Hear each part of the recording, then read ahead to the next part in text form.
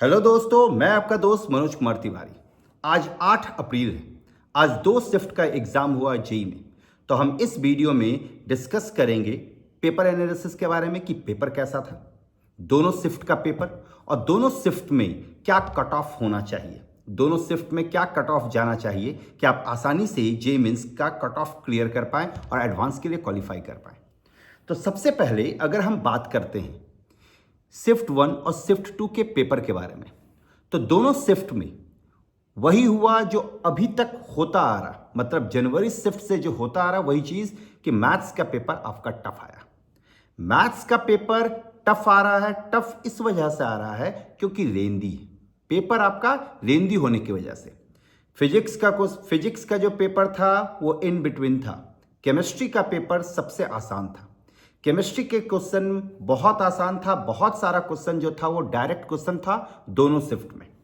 दोनों शिफ्ट में बहुत सारा क्वेश्चन मतलब हम कह सकते हैं कि 7 से 8 क्वेश्चन डायरेक्ट क्वेश्चन था जिसको स्टूडेंट बहुत आसानी से बना सकते हैं। फिजिक्स में भी 4 से 5 क्वेश्चन दोनों शिफ्ट में डायरेक्ट था जिसको आराम से बनाया जा सकता है, जबकि फिजिक्स में 4 से 5 क्वेश्चन ट्रिकी क्वेश्चन था जिसके लिए स्टूडेंट को अच्छे नॉलेज की जरूरत है। अगर स्टूडेंट के पास अच्छा नॉलेज है तो वो आसानी से उस टाइप के क्वेश्चन को भी बना सकते हैं। ऑर्गेनिक का क्वेश्चन कुछ डायरेक्ट था, एक दो क्वेश्चन आपका ट्रिकी था। अगर हम मैथ्स की बात करें तो मैथ्स में जो कैलकुलस वाला पार्ट था वो लेंदी था। वेक्टर और 3D वाला पार्ट आसान था, वो दोनों शिफ्ट में आसान आया था। दोनों शिफ्ट के बच्चे बहुत आसानी से इसको बना सकते, बहुत आसानी से, उसमें कहीं कोई दिक्कत नहीं आएगा। अगर हम बात करें कोऑर्डिनेट ज्योमेट्री में, तो कोऑर्डिनेट ज्योमेट्री में जो कॉनिक सेक्शन का क्वेश्चन आया था वो भी आसान आया था, वो भी आसान था जिसको किया जा सकता। कॉनिक सेक्शन का क्वेश्चन बहुत आसान था। अलजेब्रा के कुछ क्वेश्चन में टाइम लग रहा था। अलजेब्रा का कुछ क्वेश्चन लेंदी था जिसको बनाने में टाइम लग रहा था, जिसको बनाने के लिए कंसेप्ट का भी जरूरत है। तो ये था पेपर जिसमें मैथ्स का पेपर सबसे टफ था, then physics and then chemistry. मतलब आप कह सकते हैं कि मैथ्स के पेपर को टफ होने के पीछे बस लेंदी होना ही मेन रीजन था। और लेंदी भी मेन कैलकुलस का पार्ट, कैलकुलस का जो पार्ट था वो लेंदी था। फिर आपका फिजिक्स था और सबसे आसान आपका था केमिस्ट्री। अब अगर हम बात करते हैं कि क्या मार्क्स जाना चाहिए कट ऑफ क्लियर करने के लिए, कि सर इस पेपर में क्या मार्क्स होना चाहिए कि कट ऑफ आसानी से क्लियर हो जाए, तो यहाँ पे दोनों शिफ्ट में जो पेपर था वो ऑलमोस्ट सेम था। इससे दोनों शिफ्ट का जो कट ऑफ जाएगा वो भी एक जैसा ही जाएगा, 2-3 नंबर आगे और पीछे।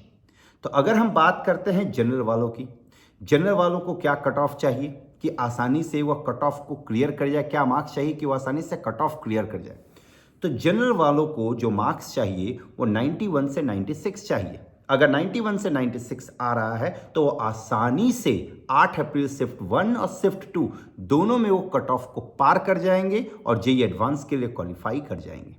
अगर हम बात करें ईडब्ल्यूएस वालों की, तो ईडब्ल्यूएस वालों का जो मार्क्स होना चाहिए वो 74 से 80 होना चाहिए। 74 से अगर 80 आ रहा है तो वो भी आसानी से कट ऑफ क्लियर कर जाएंगे, मतलब उनका 80 जो है वो सेफ मार्क्स जोन है। अगर हम बात करें ओबीसी वालों की, तो ओबीसी वालों का मार्क्स 78 से 84 आना चाहिए। अगर 84 आता है तो वो आसानी से जेईई मेंस का कट ऑफ क्लियर कर जाएंगे और जेईई एडवांस के लिए क्वालिफाई कर जाएंगे।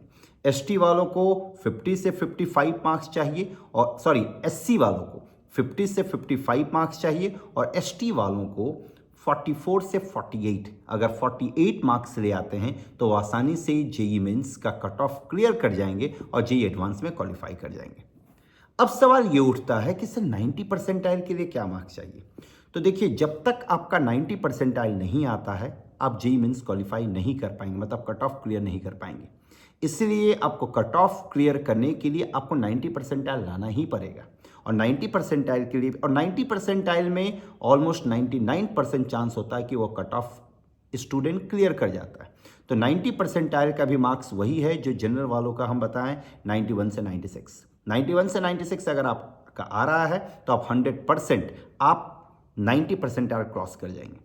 अब सवाल उठा 99 परसेंटाइल के लिए क्या मार्क्स चाहिए, तो 99 परसेंटाइल के लिए आपका जो मार्क्स होना चाहिए वो 180 182 से 190 के बीच। अगर 182 से 190 के बीच है तो आप 99 परसेंटाइल में चले जाएंगे। बहुत सारे स्टूडेंट का क्वेरी होता है कि सर 98 परसेंटाइल के लिए क्या मार्क्स चाहिए, क्योंकि 97 98 परसेंटाइल एक ऐसा मार्क्स है जिसमें एनआईटी मिलने के चांसेस बढ़ जाते हैं और अच्छे एनआईटी मिलने के चांसेस रहते हैं। इसे 98, 97 और 99 परसेंटाइल के लिए बहुत ज़्यादा मारी होता है स्टूडेंट के बीच। बहुत ज़्यादा स्टूडेंट चाहता है कि मेरा 97, 98, 99 परसेंटाइल आए। तो 98 परसेंटाइल के लिए आपका जो मार्क्स होना चाहिए 165 प्लस होना चाहिए। अगर 165 प्लस है तो आप 98 परसेंटाइल में चले जाएंगे, और 98 परसेंटाइल के लिए आपका 145 प्लस होना चाहिए। अगर 145 प्लस है तो आपका मैक्सिमम चांस है कि आप 98 परसेंटाइल में चले जाएंगे। एक चीज़ और, हम 2 वीडियो बनाए थे, लेकिन गलती से 8 अप्रैल के जगह पे हम 7 अप्रैल कह दिए वीडियो में। हालांकि हम उस वीडियो को हाइड कर मतलब अनरिस्टेड में डाल दिए हैं, लेकिन जो लोग उस वीडियो को देखें, उस वीडियो में इन्फॉर्मेशन जो था वो वही है। बस एक चीज़ उसमें चेंज किए हैं कि 7 अप्रैल जो हम कहे थे गलती से, मतलब डेट मेरे दिमाग में नहीं था, आज का डेट मेरे को लगा था कि 7 तारीख है, तो गलती से हम 8 अप्रैल के जगह 7 अप्रैल कह दिए हैं, और उसी के बेसिस पे हम टाइटल भी डाल दिए और थंबनेल भी डाल दिए। हालांकि हम उसको चेंज कर दिए हैं, लेकिन फिर भी हम उस वीडियो को प्राइवेट में डाल दिए। तो आप लोग देखें, आप लोग बताएं कि आप लोगों का एग्ज़ाम कैसा गया, कमेंट बॉक्स पे कमेंट करके। All the best, thank you very much.